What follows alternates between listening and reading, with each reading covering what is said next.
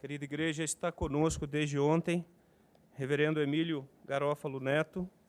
Reverendo Emílio é pastor titular da Igreja Presbiteriana Semear, que é filha da nossa igreja.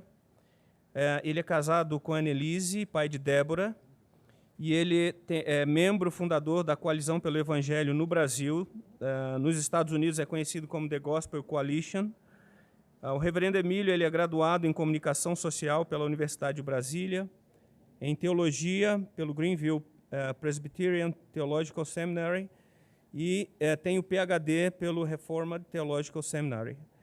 Emílio atua como professor também do Seminário Presbiteriano de Brasília e também do Centro Presbiteriano de Pós-Graduação Andrew Jumper. É autor de alguns livros e de diversos artigos. Eu gostaria de convidá-lo para orar com ele, para que ele possa ministrar a palavra aos nossos corações. Pai querido, mais uma vez nos colocamos diante do Senhor, colocando o teu servo ao teu dispor. Usa-o agora poderosamente para falar aos nossos corações. Permita que a tua palavra seja transformadora, cheia de graça e bênção para as nossas vidas. Nós louvamos por esse momento e pedimos que o Senhor seja conosco até a consumação dos séculos. Oramos em nome de Jesus. Amém. Deus abençoe. Obrigado. Boa noite, irmãos. Boa noite, irmãs. Quero saudá-los em nome de Cristo, nosso Salvador, autor e consumador da nossa fé. É bom estar com vocês mais uma vez. Trago mais uma vez abraço da Igreja Presbiteriana Semear, igreja filha de vocês, e os laços que nos unem no Cordeiro são fortíssimos e somos gratos a Deus pela vida dessa igreja.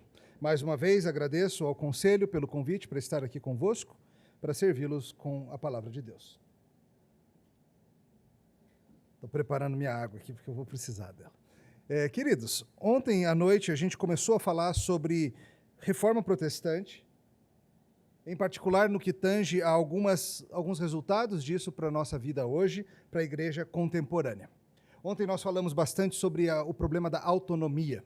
Se você estava aqui, talvez você se lembre, talvez não, mas talvez você se lembre que nós tratamos de como a autonomia é algo que aparece em várias áreas da vida.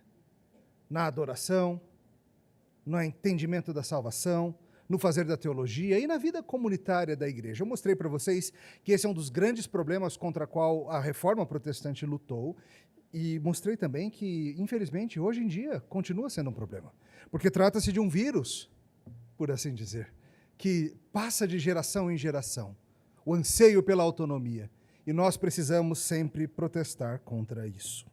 Hoje de noite eu vou sugerir um antídoto para vocês. Ou uma vacina, um antivírus, não sei. Mas a ideia, eu vou mostrar para vocês algo acerca de como funciona a identidade do povo do Senhor e como isso nos ajuda a mantermos esse vírus da autonomia longe. Hoje nós vamos falar sobre o valor, a importância de entendermos a nossa identidade. Quem nós somos, de onde viemos, para onde vamos. E nisso nós vamos refletir bastante acerca da necessidade, do valor, da utilidade de credos e confissões para impedir a autonomia. Eu peço que você abra sua Bíblia em Judas. E agora, onde fica, né?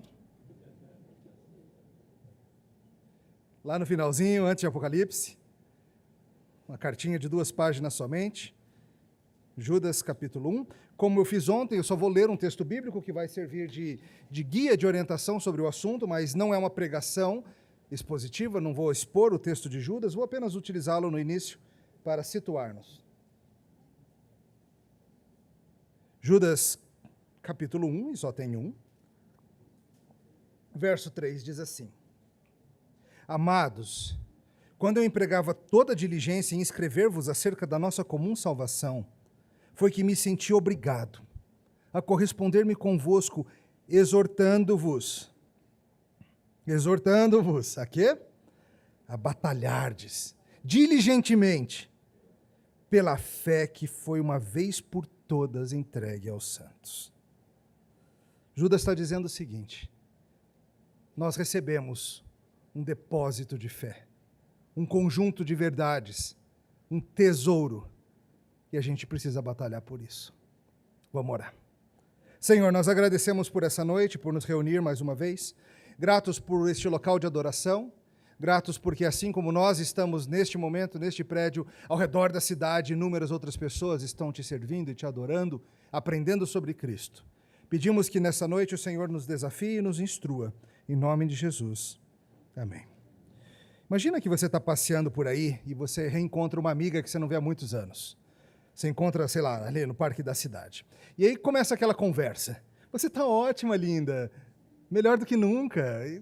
Tá bom, mas a gente está conversando e fica essa. Me conta as novidades, amiga. E ela fala para você, casei. E você pede para ela, me fala então do seu marido. E a sua amiga te responde de um jeito bastante estranho. Ela responde assim, então, eu amo tanto meu marido que não tem como eu falar dele para você. Não tem como eu resumir. Para falar dele para você, eu precisaria falar tudo o que posso falar dele para você. Não dá para resumir. E você diz, hã? Tudo? Não, dá um resumo aí. Fala um pouquinho sobre como vocês se conheceram. Fala um pouquinho sobre a história de vocês. Não posso. Para que você soubesse algo do meu marido, você precisaria saber tudo que há para saber.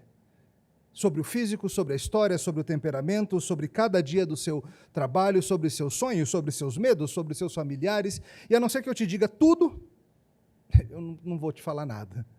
E você fica assim, que coisa mais estranha. Fala aí, dá um resumo, só me conta alguma coisa para eu saber um pouco de por que você escolheu ele como seu marido. Eu não posso, porque tentar fazer isso vai ser diminuí-lo. Tentar fazer isso vai ser colocar o meu amado numa caixinha. E você fica exasperante, não é? A pessoa se recusa a resumir. A pessoa se recusa a dizer um pouco. Não dá para dizer tudo sempre. Me diz um resumo, me fala o principal, me fala o cerne desse amor de vocês. Te parece estranha essa reação? Pois essa é a reação de grande parte da igreja evangélica hoje em dia. Nós somos que nem essa noiva, que achamos que se resumirmos o que pensamos do nosso noivo, iremos diminuí-lo. Nós amamos nosso noivo Jesus, mas a gente se recusa a produzir pequenos resumos, pequenas expressões acerca de quem ele é. A gente diz, não posso falar dele. Tentar resumir, tentar definir, é colocar o nosso Salvador numa caixinha. E hoje você vai ver a tolice dessa atitude. E você vai ver que há grande proveito em a Igreja do Senhor Jesus Cristo aprender os resumos da fé que foi de uma vez por todas entregue aos santos. Vamos argumentar de várias formas e eu espero que você veja que isso é antivírus. Que isso vai ajudar muito a evitar a autonomia da qual nós falamos ontem. Se você quiser ler mais sobre isso, tem um livro muito bom que se chama O Imperativo Confessional, do Carl Trueman, acho que talvez você até encontre ali depois. Mas hoje nós vamos falar sobre a importância da confessionalidade para o bem-estar, para a saúde, para a vitalidade da igreja. A gente vai falar em alguns aspectos, e o primeiro deles que eu quero chamar a sua atenção é o valor histórico dos credos e confissões. Credos e confissões têm sido parte da história do povo do Senhor desde o início. Não é algo que começou na Reforma. Às vezes a gente pensa que confissões, coisas assim, foram algo inventado pelos reformadores ou pela turma de Westminster, de maneira nenhuma. Inclusive, nas Escrituras, nós encontramos alguns exemplos de alguns dos primeiros credos que surgiram. Por exemplo, a expressão famosa, Jesus Cristo é o Senhor. Ela é um resumo, ela é uma declaração de fé. Uma declaração acerca de quem nós entendemos que manda nesse mundo. Quer ver uma outra? Abre comigo em 2 Timóteo. Perdão, 1 Timóteo. 1 Timóteo 3, 14 em diante.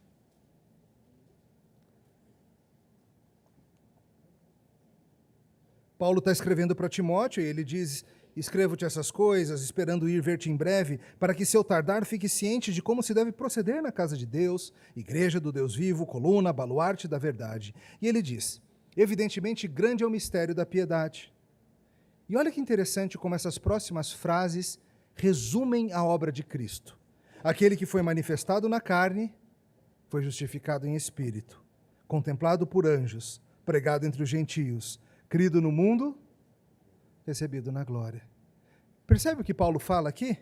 O mistério da piedade se resume nessas frases. É um pequeno resumo do que Jesus fez. Os estudiosos sugerem que esse já era um pequeno credo que estava circulando já entre a igreja do Senhor, já naquela época. Talvez algum de vocês esteja pensando numa velha objeção. Peraí, Emílio, precisa mesmo disso? Não basta a gente falar assim, a gente acredita na Bíblia e pronto. A gente segue Jesus e pronto. Não seria mais simples? Olha, deixa eu te lembrar o seguinte. A Bíblia é um livro muito grande. Ela é um livro de muitas centenas de páginas, de muitas histórias, milhares de nomes e muitos eventos. E pode ser que o seu vizinho, ao perguntar para você sobre o seu amado, queira saber o seu resumo. Por que você decidiu seguir a Cristo? Por que você crê que Ele é o Salvador? O que você crê sobre esse Jesus? E você não vai dizer para ele, olha, você precisa ler de Gênesis 1 ao final de Apocalipse para saber. Eu creio que você vai evangelizá-lo e dar para ele um resumo. Mesma coisa, a pessoa que argumenta, a gente não precisa de credos, eu creio em Jesus. Não basta dizer isso. Eu creio em Jesus e pronto. Sim, claro. E quem é Jesus? O que a Bíblia diz sobre ele? Ao responder essas perguntas, adivinha o que você está mostrando? Você está mostrando qual é a sua confissão. Porque ao responder essas perguntas, você não cita meramente versículos, muito menos a Bíblia inteira. Você vai dizer algo como, creio que Jesus é o Filho de Deus, e Ele é o Salvador do mundo. Mas talvez a pessoa te pergunte, tá, o que quer dizer Ele ser Filho de Deus? Significa que Ele é uma criatura de Deus? Ou Ele é o próprio Deus, assim como Deus Pai? E você, se conhece a palavra dele, vai dizer, não, Ele é o próprio Deus. Ah, então é Deus Pai usando um outro nome, é isso? Ele muda de nome conforme a história avança? Não, de jeito nenhum.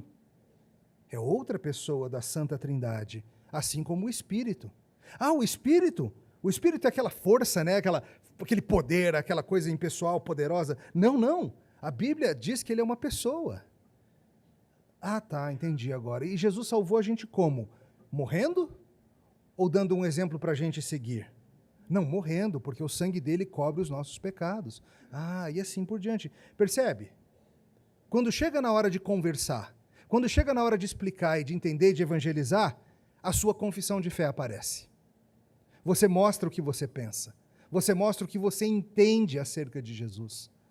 E você tem um entendimento de um jeito ou de outro. O Carl Trueman, no livro dele, ele explica assim, algumas pessoas pensam que existem dois tipos de cristão. Os que têm confissões e os que não têm. Mas isso não é verdade.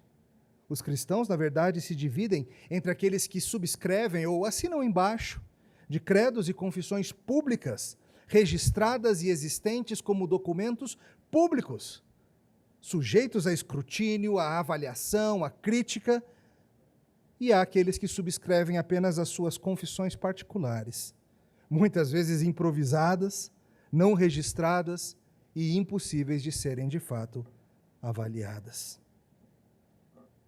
Como que a gente vai andar? Judas disse para a gente, vocês são responsáveis por batalhar diligentemente pela fé que foi de uma vez por todas entregue aos santos. Deus entregou para o seu povo um conjunto de verdades e cabe ao povo de Deus protegê-la, lutar por ela, guardar bem, entregar para a próxima geração. E como que a gente vai fazer isso? Historicamente, o povo do Senhor, desde o início da história da igreja, percebeu que era necessário fazer esses pequenos resumos. Que era necessário porque a Bíblia é muito grande, ela contém muitas doutrinas, muitas histórias, muitos fatos.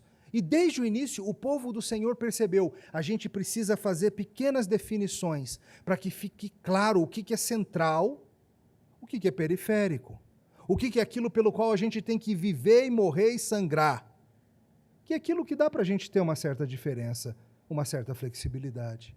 Aquilo que define quem nós somos e aquilo que mostra, peraí, se você não acredita nisso, você não é um dos nossos. Muito cedo a igreja começou a perceber isso. E logo cedo surgiu o chamado credo apostólico, já ouviu falar dele? O credo apostólico, ele tem esse nome não porque ele foi feito pelos apóstolos, não foi algum tempo depois, mas é porque ele resume o ensino dos apóstolos. Creio em Deus Pai, Todo-Poderoso, Criador do céu e da terra. Creio em Jesus, seu único Filho, nosso Senhor, o qual foi concebido por obra do Espírito Santo, nasceu da Virgem Maria, padeceu sob o poder de Pôncio Pilatos, foi crucificado, morto e sepultado. ressurgiu dos mortos ao terceiro dia, subiu ao céu e está sentado à direita de Deus Pai Todo-Poderoso, de onde virá para julgar os vivos e os mortos. Creio no Espírito Santo, creio na Santa Igreja Universal, creio na comunhão dos santos, na remissão dos pecados, na ressurreição do corpo, na vida eterna. Você crê nisso? Amém. Não é um belo resumo? É um belo resumo e ele era muito importante, porque cada uma dessas coisas estava sendo questionada. Tinha gente questionando cada um desses aspectos e as pessoas estavam confusas. Ramos da igreja estavam na sua autonomia, seguindo o pensamento dos filósofos gregos. Outros estavam se sujeitando às demandas de César. Outros estavam botando a religiosidade pagã de diversas formas, misturando com a igreja. E foi necessário fazer esse pequeno resumo. Emílio, fácil então, está resolvido. A gente mantém o credo apostólico, essa é a nossa confissão, esse é o nosso credo. Temos um probleminha aí. Porque, embora muito útil e tudo que ele diga seja verdadeiro e bíblico, ele não é suficiente. Ontem nós falamos bastante de Roma, da igreja romana e a necessidade da reforma. Mostrei para vocês como Roma fere os 3 ofícios de Cristo. E eu espero que você perceba que não tem nada aqui que um romano não possa afirmar. Todas essas afirmações aqui, qualquer romanista pode dizer. Nossos credos, para mostrar a separação, para mostrar com mais clareza a necessidade de alguma diferenciação maior, precisa envolver coisas como justificação pela fé. Esse credo não lida com isso. E é por isso que, à medida que a história da igreja avançou, foi necessário cada vez mais produzir resumos mais e mais detalhados, resolvendo controvérsias. Você não precisa resolver a controvérsia que não existe, mas quando ela surge, você precisa tratar dela. Então, por exemplo, um dos credos mais famosos da nossa história é o chamado credo niceno, produzido numa cidade chamada Nicéia. E ele surgiu por causa de uma confusão. Uma turma começou a ensinar uma bobagem grande. Eles começaram a ensinar o seguinte: Jesus não é Deus. Jesus não é Deus. Deus é só o Pai. O Filho, ele é uma criatura. A primeira das criaturas. A maior, a mais poderosa, a mais bela e tudo. Mas Deus não. E eu te pergunto, isso é aceitável? É aceitável que isso seja ensinado na igreja? É aceitável para um cristão seguir esse pensamento? Claro que não. Então o que aconteceu? A igreja se reuniu. Concílios, pastores, líderes da igreja de diversos cantos, um homem chamado Atanásio, talvez você já tenha ouvido esse nome. Atanásio foi o principal líder dos ortodoxos, lutando a favor da crença na divindade de Cristo. Foram muitas as lutas, muito ferozes. A igreja estava sob o risco de ir para uma linha errada. Então se estabeleceu o credo niceno, com a sua formulação depois ajustada lá em Constantinopla, um tempo depois. E eu não vou ler todo o credo aqui, ele é um pouco mais longo, eles vão ficando cada vez maiores, porque eles precisam lidar com cada vez mais coisas. Mas veja o que diz o credo falando sobre o Filho.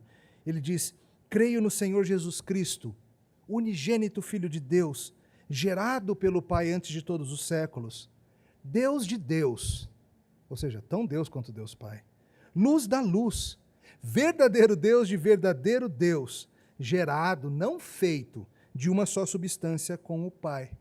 E aí ele segue o credo falando de outras coisas. Então a grande diferença do credo apostólico para o niceno é isso. Você precisou explicar mais acerca do Filho. E esse credo faz uma cerca, faz uma fronteira. Se você não é capaz de afirmar isso aqui, você não é um cristão. Você não é um cristão. E isso é aceito por todas as igrejas. Inclusive, por isso que os testemunhos de Jeová estão fora desse círculo da igreja cristã. Porque eles seguem essa linha que eu falei para vocês, de que Deus o Filho não é Deus igual ao Deus Pai, ele é a primeira criatura e assim por diante. Então, eu espero que você perceba que os credos e confissões nos dão já um caminho andado. A gente não precisa, a cada geração, relutar as mesmas batalhas. A gente não precisa, a cada geração, brigar as mesmas velhas brigas. A gente não precisa redefinir aquilo que já foi definido. A gente pode pegar a herança que já recebeu e ir em frente. Imagina que tragédia seria se a gente tivesse que, a cada geração, está de novo discutindo a divindade de Cristo, ao invés de receber o que os nossos pais já fizeram e entregaram na nossa mão. Claro que é bíblico. Não é porque eles disseram, é porque eles resumiram o que a Bíblia diz. Essa é a primeira vantagem dos credos e confissões, o seu valor histórico, de nos unir à história. A igreja não começou no ano 2000. A igreja não começou no ano passado. Ela não começa quando chega um novo pastor, ou quando se inaugura um novo templo, ou quando se planta uma igreja filha. Não. Essas são pequenas expressões locais de um projeto milenar. Um projeto que já dura mais de 2000 anos com o nome de cristianismo e vem de antes, desde o jardim. Nossa geração é anti-histórica, nossa geração é anti-autoridade e acha que necessariamente o novo é o melhor. Mas a gente não precisa ficar reinventando a roda, queridos. Veja, digamos que a gente tem estudantes de medicina, deve ter algum aqui.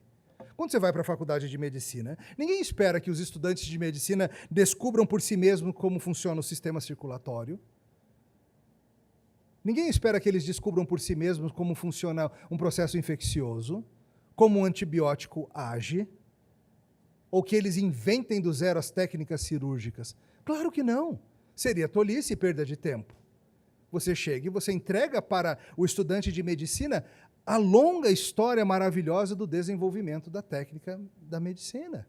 E fala, querido, aprenda isso, e é daqui para frente. Levando adiante, fortalecendo, desenvolvendo. Imagina se nossos estudantes tivessem que fazer isso todas as vezes. Mas o pensamento anticonfessional é isso. Acha que a gente precisa, a cada geração, começar do zero. De novo, entenda, não é que a gente acha que os nossos credos são inerrantes. Não é que a gente acha que as nossas confissões não têm falhas. Se a gente encontrar as falhas, a gente muda elas e pronto, elas não são a Bíblia, não. A Bíblia a gente não muda, a gente não mexe, é a palavra de Deus. Mas os credos e confissões, assim que a gente perceber que tem alguma coisa errada aí, que não combina com a Bíblia, a gente muda. Às vezes as pessoas têm medo de que elas acabem substituindo a Bíblia. Se a gente conhecer demais a Confissão de Westminster, as pessoas vão se basear mais nela do que na Bíblia e assim por diante. Eu acho que você já tem idade suficiente para saber que o mau uso de algo não invalida o bom uso desse algo, certo? E sim, se alguém faz isso, está errado. Mas credos e confissões não foram criados pela igreja para substituir as Escrituras, nem para suplementarem as Escrituras, como a tradição romana faz. Elas são resumos do que nós cremos, e elas podem ser revistas a qualquer momento. A segunda vantagem de credos e confissões é que elas identificam quem nós somos. Quem é a igreja? Nós somos um povo que crê no quê? O que define quem nós somos? O que é central e inegociável? O que é secundário e dá para flexibilizar? O quê? Credos e confissões nos ajudam. De novo, a Bíblia é um livro muito, muito grande, com muitos e muitos ensinamentos. E muitas vezes é difícil você discernir exatamente o que deve ter prioridade ou não. E essa é uma forma de a gente perceber isso melhor. Aliás, uma das grandes vantagens de credos e confissões é que elas permitem um bom funcionamento da igreja local em termos da diferença de membros para oficiais. Deixa eu explicar para vocês. O que se exige para alguém se tornar membro de uma igreja como a igreja presbiteriana? Você não sabe? Que ele seja crente. Simples assim. Se ele crê em Jesus Cristo para a sua salvação, se com sua boca ele confessa a crença em Cristo, ele é membro. Entenda, para você ser membro da igreja presbiteriana, você não precisa aceitar a doutrina presbiteriana. Por mais esquisito que possa parecer isso à primeira vista, eu vou explicar. Você pode ter crenças diferentes do nosso sistema oficial e ainda assim ser membro daqui. Porque membresia na igreja apenas basta ser crente. Você não precisa ser calvinista para ser membro de uma igreja presbiteriana. Nós entendemos, claro, que os recém-convertidos ainda estão aprendendo os pilares da fé, ainda estão começando a andar, ainda são imaturos, não estão prontos. Tem muitos entendimentos doutrinários que leva muito tempo para amadurecer, para decantar, para de fato absorver aqui no coração. E a gente não vai impedir alguém de ser batizado por causa disso. A gente não vai impedir alguém de fazer a profissão de fé por causa disso. a gente exige o mínimo para alguém se tornar membro. Entretanto, quando se trata de líderes da igreja, aí é diferente. Quando se trata de oficiais, pastores, presbíteros e diáconos, é diferente. Paulo instrui lá em Timóteo, e em Tito também, que para alguém liderar a igreja não pode ser novo na fé. Não pode ser alguém que acabou de se converter. Não pode ser alguém que acabou de começar a caminhada cristã. Tem que ser alguém maduro. No caso dos presbíteros, além de ser maduro, tem que ser alguém que seja capaz de ensinar o conteúdo da fé. Essa fé que foi entregue de uma vez por todas aos santos. Ou seja, é alguém que, além de não ser um novo na fé, é alguém que entende o que nós cremos ao ponto de ensinar. E essa é uma diferença. Olha que interessante, vem comigo para Tito. Logo depois de 2 Timóteo.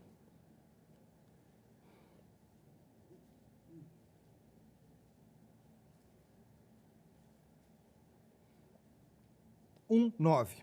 Está falando de o que se espera do presbítero e diz assim, que ele seja, verso 9, apegado à palavra fiel.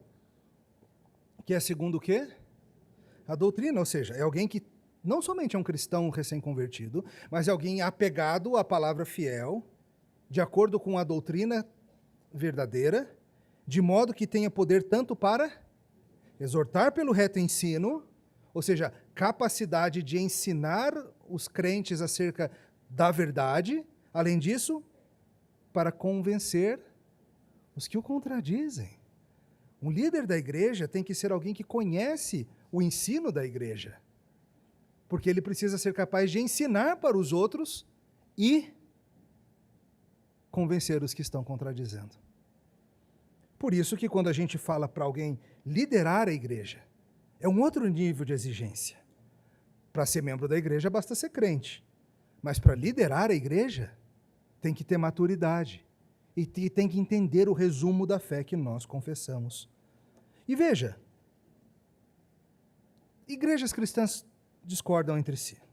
Nós temos diferenças de doutrinas, nós temos diferenças de opinião em várias coisas, sobre a doutrina da salvação, sobre os sacramentos, sobre a forma de governo da igreja, e assim por diante de várias formas. Se alguém lidera uma igreja de uma certa forma de ver, esse líder tem que ser capaz de ensinar de boa consciência aquilo que a sua igreja ensina. Veja, eu digo isso um exemplo sem nenhuma animosidade, mas faz sentido um pastor presbiteriano ser contra o batismo infantil? Claro que não, porque é parte da própria confissão do que nós cremos. E da mesma forma o contrário. Faz sentido um pastor batista ser a favor do batismo infantil? Não, nenhum. Mas não há demérito nisso. É uma questão de honestidade espiritual e intelectual.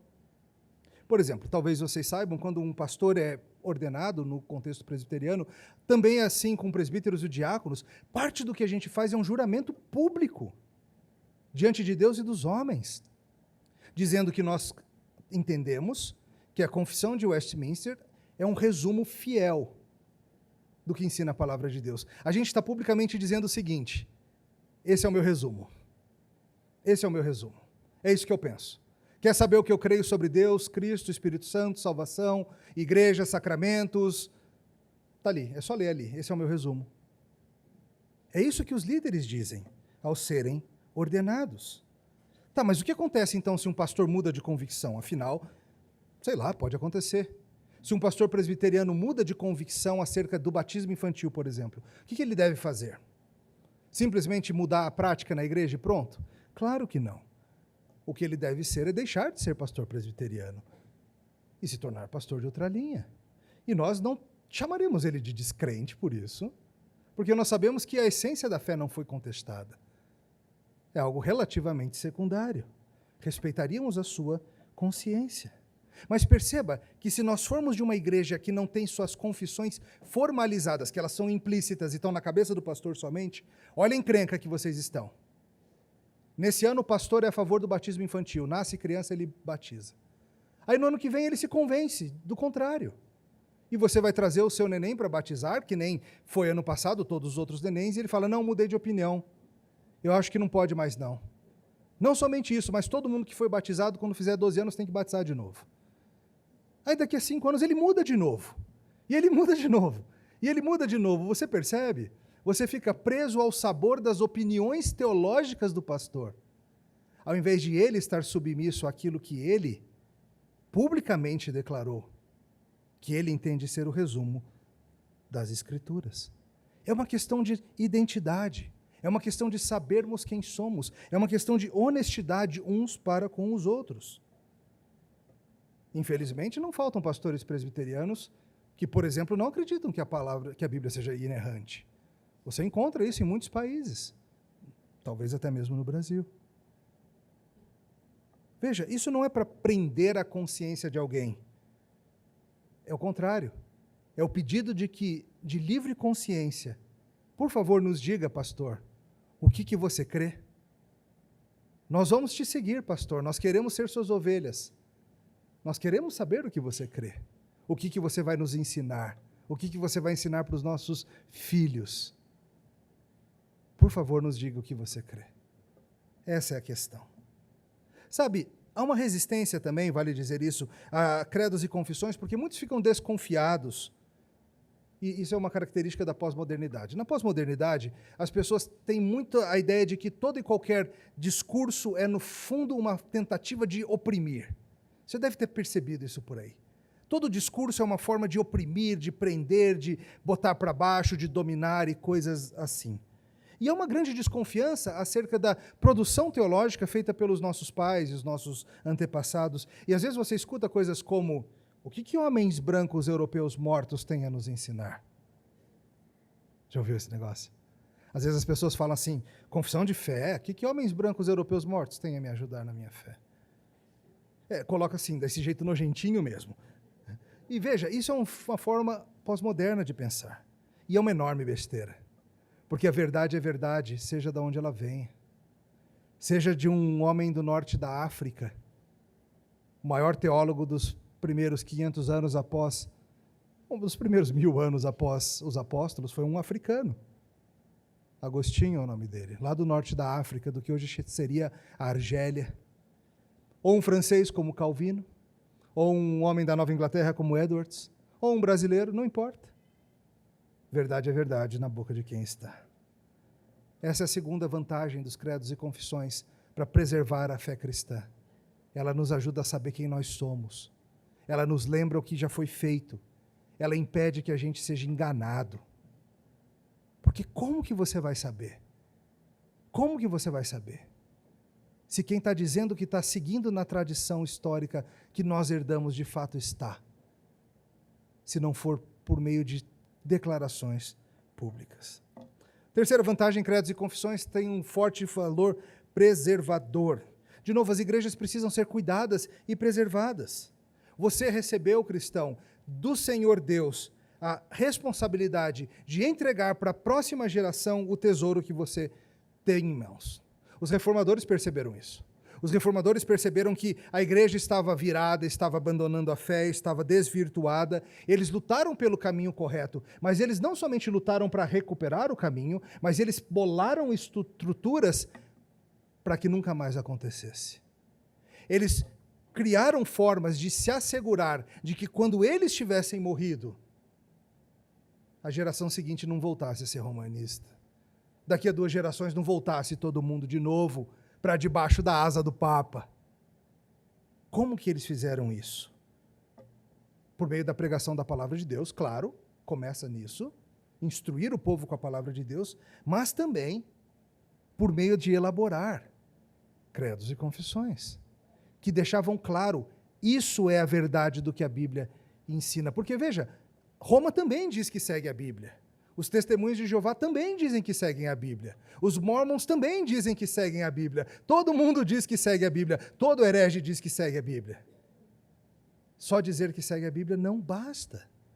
Você precisa dizer para a gente qual é o seu entendimento acerca do que a Bíblia diz. E por isso, luteranos, anglicanos, calvinistas, holandeses, todos eles entenderam que era essencial fazer esses resumos da fé, do que a gente entende, do que a gente pensa, o que a Bíblia diz. Credos e confissões, queridos, não são camisas de força, que te impedem de se mover. Credos e confissões são como tanques de oxigênio, que te permitem ir muito mais fundo nas águas das Santas Escrituras do que você iria só com os seus pulmões. A gente não precisa começar do zero. Eu sei que vocês, pais, vocês sonham em deixar algo para os seus filhos quando vocês se forem. Talvez você esteja trabalhando por um belo patrimônio, tentando deixar, quem sabe, um apartamento, quem sabe, algum dinheiro guardado, investido, ou, no mínimo, uma boa educação, algum cuidado, seja o que for. Você quer que seus filhos fiquem bem, você não quer que os seus filhos comecem do zero depois que você se for, quer? A mesma coisa quanto à igreja. O que a gente deixa para os nossos filhos? É mais do que a estrutura predial, e ela é bonita e ela é útil. É mais do que as histórias que nós vivemos juntos, e elas são importantes. Mas é mais do que isso. A gente deixa para os nossos filhos resumos do que a gente crê. Para que quando o mundo disser para eles que isso não é verdade, eles se lembrem. É nisso que eles criam. É isso que eles nos deixaram. Uma grande vantagem de credos e confissões é justamente estabelecer os limites da autoridade pastoral. Eu acho que você sabe, os reformadores eles tinham um baita problema com o abuso de autoridade papal. A forma que aqueles homens tentavam dominar a consciência do povo. E a reforma envolve esse grito de liberdade, dizendo que só Deus, na sua palavra, é Senhor sobre a nossa consciência. Só Deus pode dizer para você o que você deve crer e o que você deve fazer.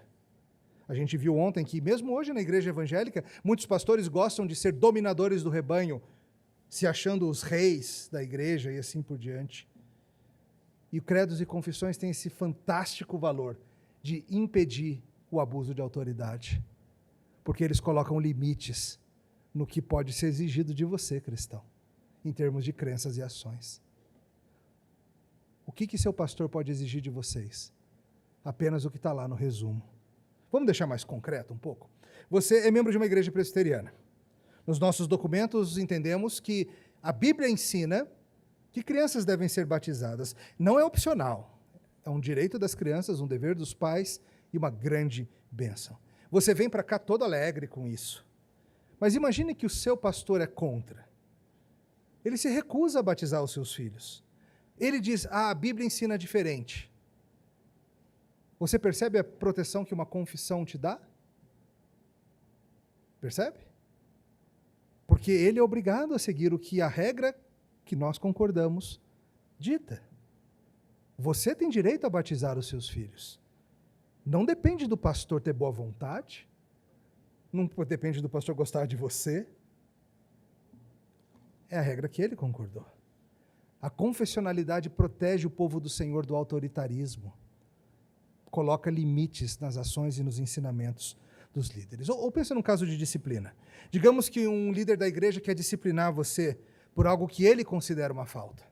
Por exemplo, digamos que o pastor julga que torcer para o Flamengo é pecado. Eu consigo ver como isso seria algo bastante perverso, consigo. Mas embora eu veja mérito nisso, eu não posso fazer isso. Eu não posso fazer isso. Porque a Bíblia não proíbe você de torcer para o Flamengo. Escolher o seu time é uma questão de liberdade de consciência. Mas é a opinião pessoal do pastor. E ele vai punir você, ele vai te disciplinar. Ele é o líder. E se a sua igreja não tem regras claras acerca do que se pode exigir em termos de comportamento e crenças, você está na mão dele. Você está preso a ele e à consciência dele. E ele tem a confissão pessoal dele. Porém, se você é parte de uma igreja cujos documentos fundacionais são públicos, e alguém tenta exigir de você o que a Bíblia não exige, segundo o nosso resumo, você está totalmente protegido. E você não pode ser obrigado, nem a crer e nem a fazer em algo diferente disso. Se nós não tivermos regras claras, a gente vai pelas regras obscuras da cabeça do líder. Isso é um problema. Espero que você veja que credos e confissões foram dados para nos proteger da tirania, para nos ajudar a saber aonde a gente está entrando quando a gente se junta a uma igreja, para a gente saber direitinho o que eu posso esperar dessa igreja a qual eu estou me juntando.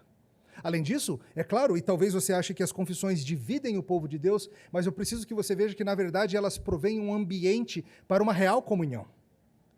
Inclusive para quem discorda da gente dos periféricos. Falamos bastante de batismo, mas imagina quando a gente vai ter a ceia do Senhor no culto. A Igreja Presbiteriana do Brasil, ela não pratica ceia fechada. O que isso quer dizer? Nós permitimos que outros cristãos participem.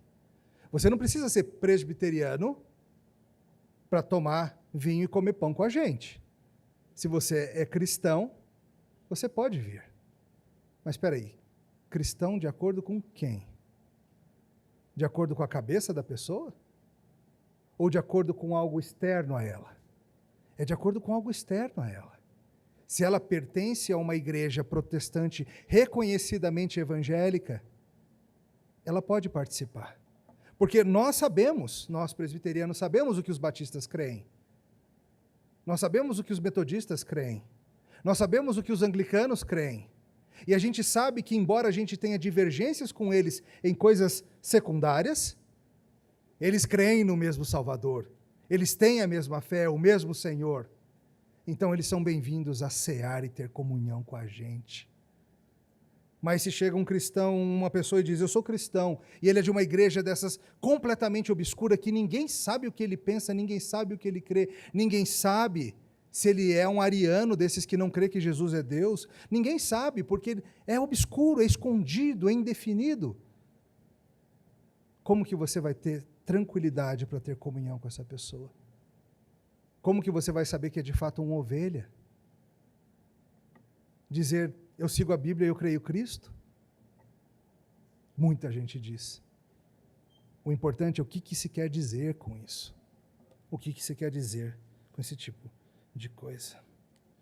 Confissões têm valor para comunhão. Confissões têm valor para adoração também. Porque você é chamado a adorar aquilo que você conhece. Você é chamado a adorar de acordo com o seu entendimento moldado pelas Escrituras. E as confissões são uma ótima forma de adorarmos. É uma prática antiga da Igreja Reformada, inclusive, citar trechos dos credos. Hoje, na nossa liturgia, nós tivemos diversos momentos, tivemos convite à adoração, em que a palavra de Deus nos chamou a adorar. Nós respondemos a esse chamado por meio de orar e por meio de cantar.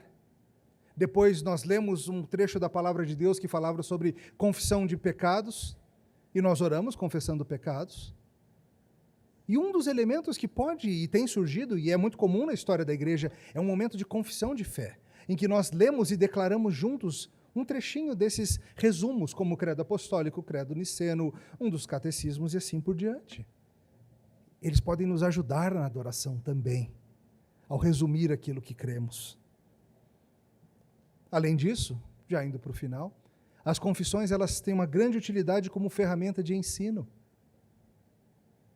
Porque, de novo, você quer ensinar a Bíblia para os seus filhos, não quer? Mas, de novo, a Bíblia é muito grande e tem muita coisa.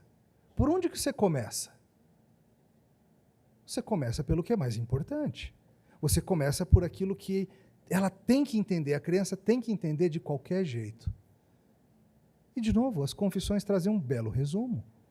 Vá à confissão, vá ao catecismo, comece por lá, veja as referências, elas sempre trazem muitas referências bíblicas para provar que as doutrinas ali resumidas vêm das Escrituras, e assim você tem uma ótima ferramenta para ensinar os seus filhos, para ensinar os novos convertidos, para discipular quem está chegando na igreja, para treinar os homens que estão sendo formados para o ministério pastoral. É assim que a gente tem feito. É assim que o povo do Senhor fez. Mas o povo do Senhor tem esquecido disso. E se a gente quer se inocular contra a autonomia, essa é uma bela forma. A antinomia está no nosso coração. O desejo de sermos lei para nós mesmos. O desejo de resolvermos por nós mesmos. Cada um crê o que quiser que a Bíblia diz. Cada um vai pela sua cabeça. Cada um faz o que é reto aos seus próprios olhos. Isso não é uma boa forma de ter vida na igreja. Uma forma mais saudável é, você está chegando ao nosso grupo, seja bem-vindo. O que vocês creem aí nessa presbiteriana que fala, né? É difícil falar para o pessoal que está chegando, tem dificuldade. O que vocês creem aí? A gente crê nisso aqui. Vem ver. É isso que a gente crê sobre a Bíblia. Está aqui na nossa confissão. É isso que a gente crê sobre Jesus, sobre a salvação, sobre a vinda de Cristo. É isso que a gente crê. Esse é o resumo. Tem muito mais. Esse é o resumo. Começa por aqui e você vai entender. Uma forma de evitarmos, queridos, que a igreja siga pelos velhos caminhos é essa. Às vezes as pessoas olham para o evangelicalismo moderno e veem tanta confusão, teologia da prosperidade, tantas coisas estranhas acontecendo por aí, e falam, onde que a igreja se perdeu? Olha, são várias as razões, eu não quero ser simplista, mas uma das formas que nós nos perdemos foi essa. Foi por meio do abandono dos resumos, por meio de deixarmos de lado aquilo que a gente entende ser o cerne da doutrina. E cada um segue do seu jeito, ao invés de nós tentarmos entender juntos. Credos e confissões são uma bênção, quando usados dessa forma. Eles mostram para quem está chegando o que é a nossa igreja. Eles permitem comunhão entre nós e os crentes do mundo todo, porque eles diferenciam entre o que é central e o que não é tão importante assim. Eles servem para a gente proteger o rebanho das falsas doutrinas e dos tiranos. Eles servem de trampolim para a gente jogar o peso em cima deles e de lá ir para frente. Quando perguntarem para você quem é teu noivo, quem é esse Cristo a quem você segue, por que ele é tão amável assim, que você decidiu entregar a sua vida a ele, você sabe dizer? Você sabe resumir? Ou talvez você tenha apenas 2 ou 3 frases mal formadas, indefinidas, sem saber explicar direito. Não precisa ser assim. Não seja como essa mulher da história inicial da mensagem. Seja alguém capaz de dizer, eu amo o meu noivo Jesus Cristo. E eu teria muito para te dizer sobre ele. Mas o resumo é o seguinte. O resumo é o seguinte. Judas te desafiou. Você é chamado a batalhar diligentemente pela verdade que foi entregue a você. Cada um de nós, não são só os pastores não, tá? Cada um de nós. Você sabe o que você crê? Você sabe defender biblicamente o que você crê? Temos muitas ferramentas para isso. E é um chamado para o povo do Senhor acordar. Nesse século 21 que estamos adentrando, a todo vapor, a igreja precisa mais do que nunca saber quem ela é, saber o que ela crê, saber o que a move, saber para onde ela está indo. Porque cada vez mais, formas de pensar rebeldes à palavra de Deus e autônomas vão tentar entrar no nosso meio. Você ama o seu noivo Jesus Cristo? Conheça-o então, para poder falar dele melhor. Oremos. Senhor, nós agradecemos porque nós não começamos a igreja do zero. Porque todos nós que estamos aqui estamos dentro de uma longa tradição de irmãos e irmãs que batalharam diligentemente pela fé que foi de uma vez por todas entregue aos santos. E muitos deles sangraram e foram queimados e morreram para que chegasse até nós e a gente não precisasse de novo fazer uma reforma do zero.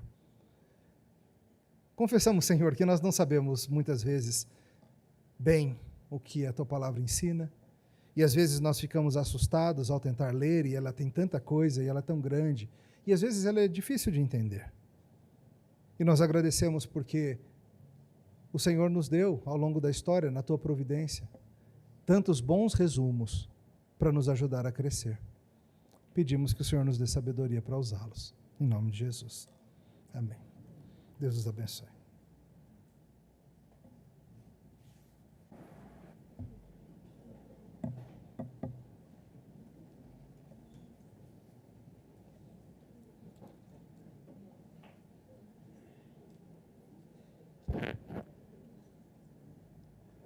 Queridos irmãos, lembra-te, pois, de onde caíste. Arrepende-te e volta à prática das primeiras obras. E se não venho a ti, moverei do seu lugar o teu candeeiro, caso não te arrependas. Apocalipse 2:5. Chegamos ao final da nossa primeira conferência reformada da Igreja Presbiteriana de Brasília, cujo tema foi a Reforma Protestante do século XXI, impactos doutrinários, teológicos e eclesiásticos na Igreja contemporânea. Esta conferência pretendeu resgatar os principais aspectos que fomentaram os reformadores como Lutero e João Calvino a zelarem pelas almas de suas ovelhas ao irem contra a cultura. Mas o que efetivamente significa reformar? Os pastores Emílio e Marcos Alexandre trataram durante esses 2 dias de aspectos teológicos, eclesiológicos e doutrinários que impactaram a igreja do século XVI, mas que continuam tão atuais e necessários para a igreja evangélica dos dias de hoje. Nesses dias, fomos exortados a entender como a autonomia pessoal e o romanismo estão presentes mais do que nunca em nossas igrejas evangélicas e como isso tem nos distanciado da vontade de Deus. Reformar, portanto, é ater-se aos limites impostos pela Escritura Sagrada e ir contra a cultura vigente, crendo na soberania de Deus. Nesse sentido, a Igreja Reformada reconhece sem quaisquer reservas que Deus é Deus e reconhece isso em todas as esferas da vida. Só a Igreja Reformada aceita a absoluta soberania de Deus para a glória do Senhor e o reino de sua lei em todos os aspectos. Quando se deu a reforma em 1517, não se sabia até que ponto ela ia crescer. No entanto, é gratificante testemunhar como Deus aceitou a atitude dos reformadores. Da mesma forma, não sabemos onde o Senhor nos levará por meio desta conferência, mas sabemos que Deus age infinitamente mais daquilo que pensamos ou cremos. Assim, em uma sociedade que tem deixado Deus de lado, requer muita coragem no Senhor para se confessar que Deus é Deus e que Ele é aquele que reina supremo sobre o mundo e seus habitantes. Nesses termos, quem professa a fé reformada tem o senhorio de Cristo na vida familiar, social, estudantil, trabalhista e em todas as esferas da vida, e está comprometido com Deus. Isso é um fator determinante no seu comportamento e no papel que desempenha na sociedade. Tudo isso nos leva à constatação de que o Senhor reina e de que sua palavra é a nossa lei. Tudo, sem exceção, está sob o seu controle, e sua vontade é a razão fundamental de tudo o que acontece. O céu e a terra e tudo o que neles há são instrumentos através dos quais ele leva a cabo seus propósitos. A natureza, as nações e a fortuna de cada ser humano representam em todas as suas variações a fiel expressão do propósito de Deus. Os ventos são seus mensageiros, as chamas de fogo seus ministros. Cada acontecimento natural é obra sua, a prosperidade é um dom de Deus, e se a desgraça chega à vida do homem, foi o Senhor quem a permitiu. Ele dirige os passos dos homens, queiram estes ou não. Ele enaltece e ele abate. Ele abranda o coração e ele o endurece. E ele cria os próprios pensamentos e intenções da alma. Embora o reinado de Deus seja universal e absoluto, não é um poder cego. Pelo contrário, seu reinado está unido à sua infinita sabedoria, santidade e amor. E esta doutrina, quando compreendida, nos traz grande consolo e segurança. Portanto, louvado seja Deus, que aprove fazer uso dos homens, tornando-os reformadores para lutar pela fé, que uma vez foi dada aos santos. Assim, damos por encerrada essa conferência, louvando a Deus por todos os que se envolveram direta ou indiretamente com a sua preparação e desenvolvimento.